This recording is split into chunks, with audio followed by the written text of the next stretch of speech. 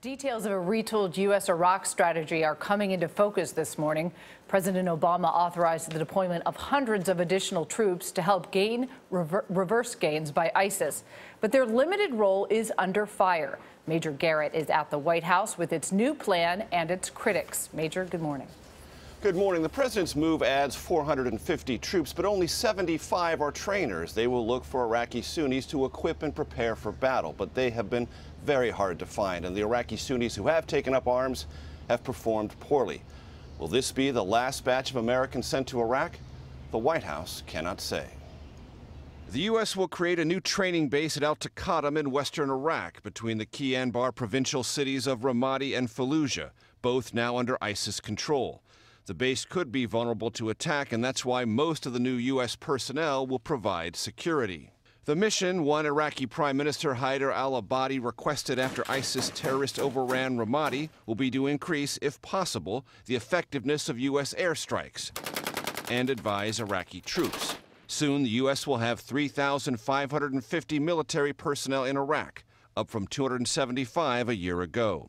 But the U.S. will not send Apache attack helicopters or put U.S. troops on the front lines to coordinate airstrikes with Iraqi troop movements. We will continue to see 75% of the combat missions flown return to base without having discharged their weapons, since we have no one on the ground to identify targets. House Speaker John Boehner called the latest troop increase a step in the right direction, but said Congress needs to see more. Well, we have one commander-in-chief at a time. That's the President of the United States. And he has no strategy, as he admitted himself, much less an overarching strategy to take on ISIL and the other terrorist threats that we face in the Middle East. The White House faulted Boehner for failing to debate new legal authority for the president to confront ISIS. When it comes to these kinds of matters, Congress should have a voice.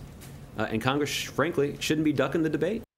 This new approach means that the long-planned coalition effort to retake the northern Iraqi city of Mosul, which fell to ISIS 1 year ago, will likely be delayed until Iraqi forces, still divided by sectarian suspicions, attempt at some point in the future to take Ramadi in the west. Charlie? Major thanks. Coming up in our next hour, the Army's Chief of Staff joins us in Studio 57. We'll ask General Ray Odierno whether American combat troops are needed to wipe out ISIS.